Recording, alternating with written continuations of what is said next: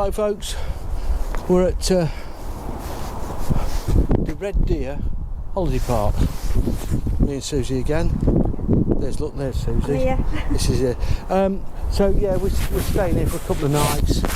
We've been here before. Got Motorhome service point and disposal. It's a bit awkward because you've got to lift up the lid to get rid of your waste. Most of the site is like these houses here, but it is more of a holiday village, or people live here all year round now. I think this is the reception that used to be, this one here. The main reception is down near the front gate. This is the motorhome parking where we are. There is 12 pitches there. They call this the lower field. It doesn't look like a field to me, but there you go. And then there is another few pitches up here, which we'll have a quick walk to. We can go really quick.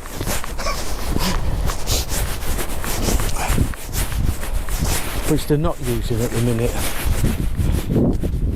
But, no, this is it. Oh right, okay, oh right. Where did you say that? Oh, dishwasher. All right. Yeah, there's toilets over there, just the other side of our van. Over there somewhere. Yeah, there.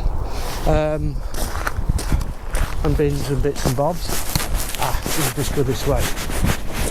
Yeah, I remember now. Yeah, you drive that way, but you come up. Yeah, I remember. Coming to that one. So, not the biggest campsite, but the good news is we're at a place called Steps, which is the village of Steps, and it is only a few steps from the campsite to the train station. 10 minutes, yeah. Even going at mine and Susie's pace. So, and that'll take you into Glasgow, to the central station, upper central station. So, these are the few pitches up here, not many. So it's 1, 2, 3, 4, 5, 6, 7, 8, 9, 10, 11, 12.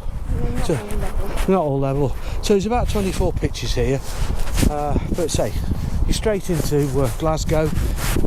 It cost us £2 on the train each. It's £4 return. £4 return, which to be honest is very good.